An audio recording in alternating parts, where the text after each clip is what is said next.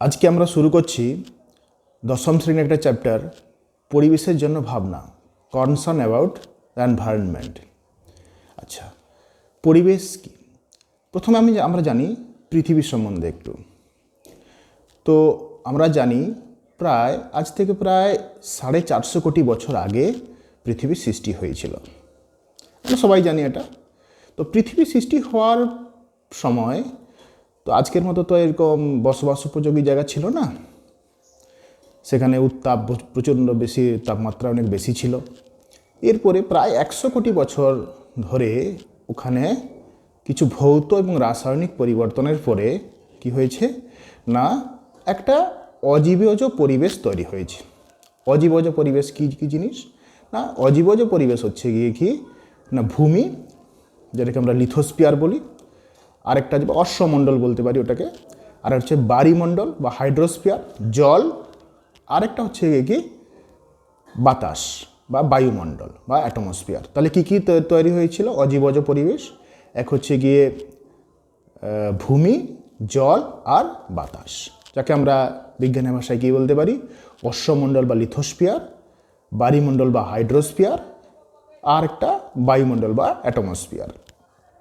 তো তার প্রায় 100, তার মোটামুটি ওই অজীবজ পরিবেশ তৈরি হওয়ার পরে, মানে আজ থেকে প্রায় 350 কোটি বছর আগে পৃথিবীতে প্রাণের সঞ্চার হয়েছে।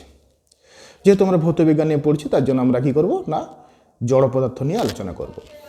তো আজকে আমরা আলোচনা করব কি না, বায়ুমণ্ডল নিয়ে আমরা পড়ব। আচ্ছা, একটা জিনিস তোমরা লক্ষ্য করেছো যে পৃথিবী প্রত্যেকটা বস্তুকে তার নিজের কেন্দ্রের দিকে আকর্ষণ করে। এটা আমরা অনেক আগে থেকে শিখেছি। তাই কি বলা হয়? তাকে বলা হয় না কি বলা হয় তোকে, মধ্যাকর্ষণ শক্তির দ্বারা কি হয় না, প্রত্যেকটা বস্তুকে তার নিজের কেন্দ্রের দিকে আকর্ষণ করে, তাই না? আচ্ছা আচ্ছা, তো বায়ুমণ্ডল কি জিনিস?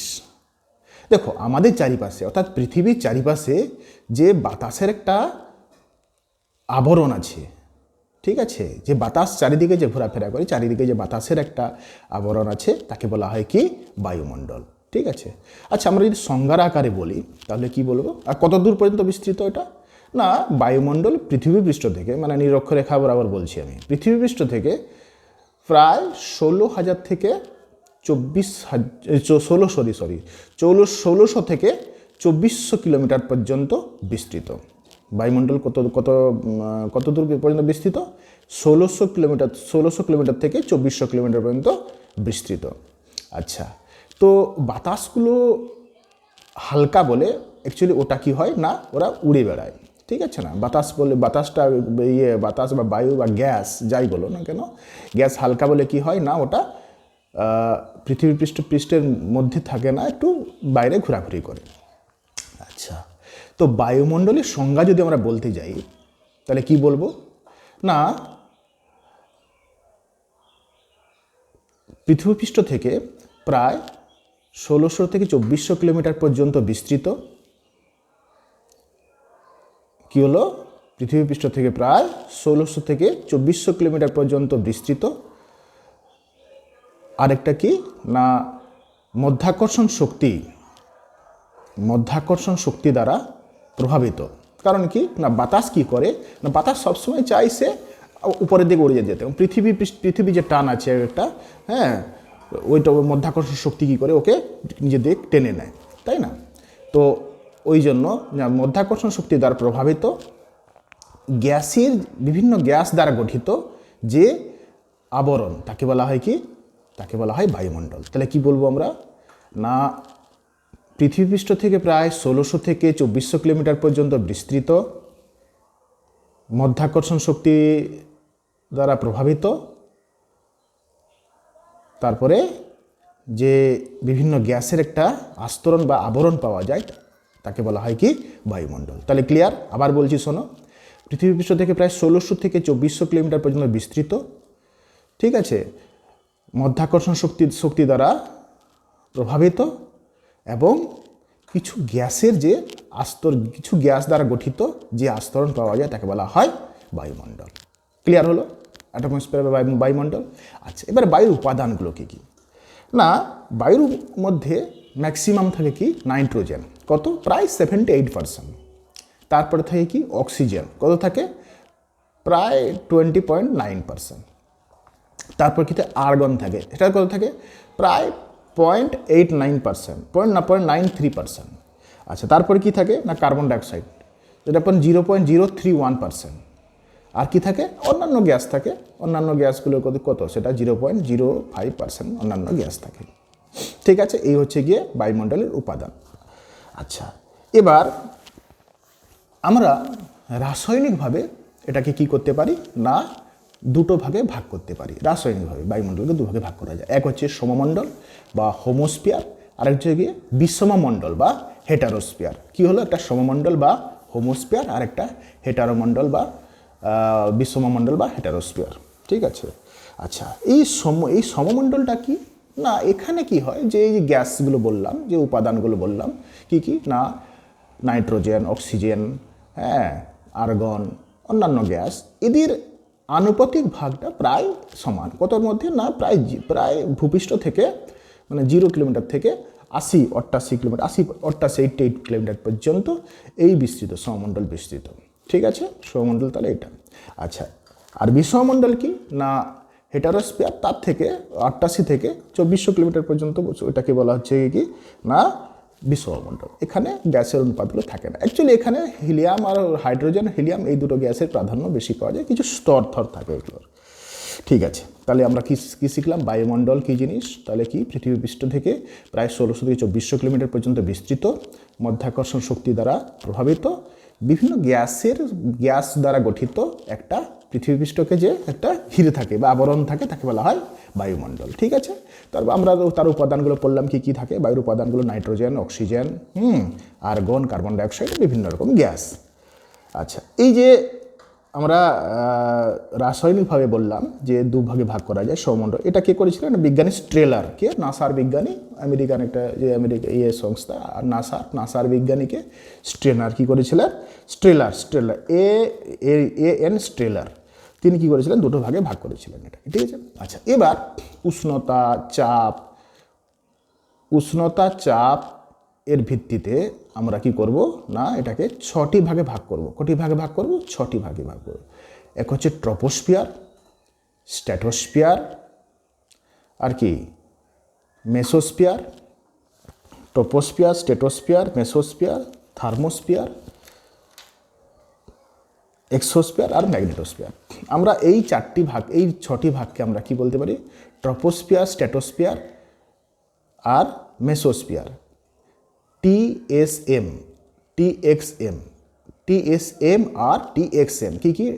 Troposphere, stratosphere, mesosphere, TSM, thermosphere, exosphere আর ম্যাগনেটোস্ফিয়ার। তাহলে টিএসএম, টিএক্সএম, এই আমরা মনে রাখতে পারি 6টা ভাগকে। আচ্ছা, এবার আমরা ডিটেলসে পড়ব কি? না ট্রপোস্ফিয়ার। ট্রপোস্ফিয়ার কী জিনিস? ট্রপোস্ফিয়ার হচ্ছে গিয়ে কি আমরা যে চারিদিকে দেখছি কি দেখছি? না এই স্তরের মধ্যে কি হয়? না এই স্তরের মধ্যে ঝড় হয়, বজ্রপাত হয়, বৃষ্টিপাত হয়, হ্যাঁ। তো এই জন্য সবসময় এখানে কি হয়? কুয়াশা হয়, এখানে সবসময় একটা মানে কিছু না কিছু ঘটতে থাকে, হ্যাঁ। ওই জন্য ক্ষুব্ধমণ্ডলও বলা হয়। এটা কত পর্যন্ত বিস্তৃত? এটা হচ্ছে গিয়ে তোমার ভূপৃষ্ঠ থেকে নিরক্ষরেখা বরাবর, ভূপৃষ্ঠ থেকে কত? প্রায় 16 কিলোমিটার, 12 থেকে 16 কিলোমিটার পর্যন্ত এটা বিস্তৃত। আবার নিরক্ষীয় অঞ্চলে এটা কিন্তু তার এটা কম হবে, কত হবে? না নিরক্ষীয় অঞ্চলে প্রায় 9 কিলোমিটার পর্যন্ত বিস্তৃত হয়। আমরা যেহেতু নিরক্ষীয় অঞ্চলের কথা বলছি, মাঝ বরাবর, নিরক্ষীয় অঞ্চলে কত হবে? প্রায় 12 থেকে 16 কিলোমিটার পর্যন্ত বিস্তৃত। তো এখানে কি যে বললাম, ঝড় ঝঞ্ঝা, বৃষ্টিপাত, হ্যাঁ, এগুলো হয় বলে একে কী বলা হয়? একে ক্ষুব্ধমণ্ডলও বলা হয়। ক্ষুব্ধমণ্ডল, ট্রপোস্ফিয়ারকে ক্ষুব্ধমণ্ডল বলা হয়। আর কি হয়? না এখানে বৃষ্টিপাত হয়। বৃষ্টিপাত একটা চক্রাকারে পরিবর্তন হতে থাকে। কীরকম হয়? না প্রথমে উত্তপ্ত যে আমাদের যে জলভাগ বা স্থলভাগের উত্তপ্ত জলকণা কী করে? না যখন সূর্যরশ্মির তাপের ফলে কি হয়? সেগুলো উপরে ওঠে, তারপরে মেঘের সৃষ্টি হয়, মেঘ থেকে কী হয়? আবার বৃষ্টিপাত হয়। তো এই যে একটা সাইকেল প্রসেসে চালু হয়, তো এখানে কি হয়? না আবহাওয়াটাকে পরিবর্তন করে, মানে কীরকম না ঠান্ডা ঠান্ডা গরম এগুলোকে একটু একটু কন্ট্রোল করে, এটা ব্যালেন্সড করে, ঠিক আছে। এটা হচ্ছে কি ট্রপোস্ফিয়ারের কাজ। আচ্ছা, আরেকটা কি জলচক্র নিয়ন্ত্রণ করে। জলচক্র মানে বৃষ্টিপাত হলে জলচক্র হবে, তা নিয়ন্ত্রণ করে। আচ্ছা, তার উষ্ণতাও নির্ভর, তাহলে এই যে যেটা বললাম বৃষ্টি হলে কি হয় না উষ্ণতা নির্ভর করে। আচ্ছা, এখানে আমরা যত উপরে উঠবো তত তাপমাত্রা কমতে থাকে, কি থাকে না কমতে থাকে।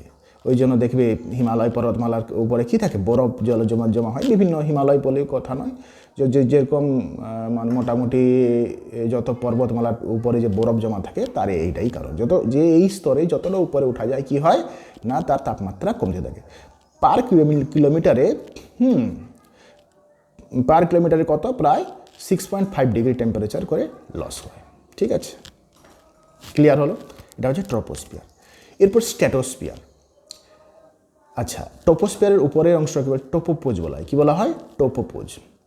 আচ্ছা, এরপরে শুরু হয় স্ট্র্যাটোস্ফিয়ার। স্ট্র্যাটোস্ফিয়ারের তার কীরকম তার আচরণ কীরকম না, স্ট্র্যাটোস্ফিয়ারে এত ঝড় ঝঞ্ঝা বৃষ্টিপাত এগুলো কিছু হয় না, ঠিক আছে। ওই জন্য কী বলা হয় ওকে, কী বলা হয় ওকে, শান্তমণ্ডলও বলা হয়, ঠিক আছে না। আচ্ছা, ওখানে মেঘেরও সৃষ্টি হয় না, তবে এক প্রকার কি হয় না সাদা মেঘের সৃষ্টি হয়, তাকে সিরাস বা অলক মেঘ বলা হয়, ঠিক আছে। ওই মেঘে বৃষ্টিপাত হয় না। আচ্ছা, ওই স্তরে জেট প্লেন চলাচল করার ক্ষেত্রে খুব কি হয় উপযোগী। আচ্ছা, আরেকটা তোমাদের আগে বলে নিই, এই যে আমাদের যে এরোপ্লেন চলে, তাহলে বলবো তোমরা এই যে এরোপ্লেন বিমান কোথায় চলে না, এটা ট্রপোস্ফিয়ারে চলে, এটা স্ট্র্যাটোস্ফিয়ারে চলতে পারে না, চলে না। আচ্ছা, এখানে একটা 16 কিলোমিটার থেকে 30 কিলোমিটার পর্যন্ত একটা ওজোন গ্যাসের একটা স্তর পাওয়া যায়, তাকে ওজোন স্পিয়ারও বলা হয়। আচ্ছা, ওজোন গ্যাস কী জিনিস আমরা জানি, দুটো অক্সিজেন পরমাণু মিলে কী গঠিত হয়, O2 গঠিত হয় অক্সিজেন। এবার 3টি অক্সিজেন পরমাণু নিয়ে কী গঠিত হয় ওজোন, O3 হচ্ছে গিয়ে ওজোন, ঠিক আছে।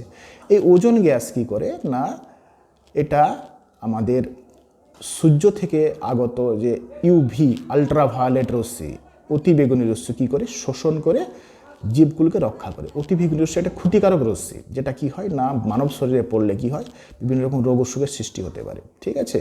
ক্যান্সার, মানে স্কিন ক্যান্সার পর্যন্ত হতে পারে। এই ধরনের ক্ষতিকারক রশ্মিকে কী করে না ও শোষণ করে। আচ্ছা, শোষণ করে এগুলো তো ক্লাস 8-এর মতো শিক্ষা। কী না কেন শোষণ করে কী করে সেটা আমরা একটু জানবো না। এই ওজোন স্তরে একটা বিক্রিয়া ঘটতে থাকে, কী থাকে না এই অক্সিজেন অণুটা কি হয় না আলট্রাভায়োলেট রশ্মির দ্বারা কি হয় অক্সিজেন পরমাণুতে পরিণত হয়। এই অক্সিজেন পরমাণু আবার একটা অক্সিজেন অণুর সাথে যুক্ত হয়ে কী হয় ওজোন তৈরি, O3 তৈরি হয়ে যায়, ঠিক আছে। আবার কি হয় O3 ওজোন কি হয়, আবার এই আলট্রাভায়োলেট রশ্মি কী করে ওজোনকে কী করে আবার ভেঙে কী করে অক্সিজেন অণু আর একটা অক্সিজেন পরমাণুতে পরিণত করে। এই যে প্রক্রিয়াটা এটা কী হয় না এটা কন্টিনিউয়াসলি চলে, তো ওই জন্য এটা ব্যালেন্স থাকে, ঠিক আছে। তো ইদানিং কি হয় না আমাদের যে মানব ব্যবহৃত বিভিন্ন রকম জিনিসপত্রের জন্য কি হয় না এই বিয়োজন মানে ওজনে বিয়োজনটা বেশি হয়, ওজন তৈরি হওয়ার চেয়ে ওজনে বিয়োজনটা বেশি হয়। ওই জন্য কি হয় না ওজোন গ্যাসের ওজোন স্তরে ফুটো ওজোন হোল তৈরি হয়, ঠিক আছে না। ওজোন হোল যেটা আমাদের ক্ষতিকারক আর কি, এটা পরে পড়াবো। আচ্ছা, তাহলে তোমরা বুঝতে পারলে ট্রপোস্ফিয়ার স্ট্র্যাটোস্ফিয়ার দুটো হলো। আচ্ছা, এর পরের ক্লাসে আমি পড়াচ্ছি বাকি যেগুলো আছে মেসোস্ফিয়ার, থার্মোস্ফিয়ার, এক্সোস্ফিয়ার, এগুলো আমরা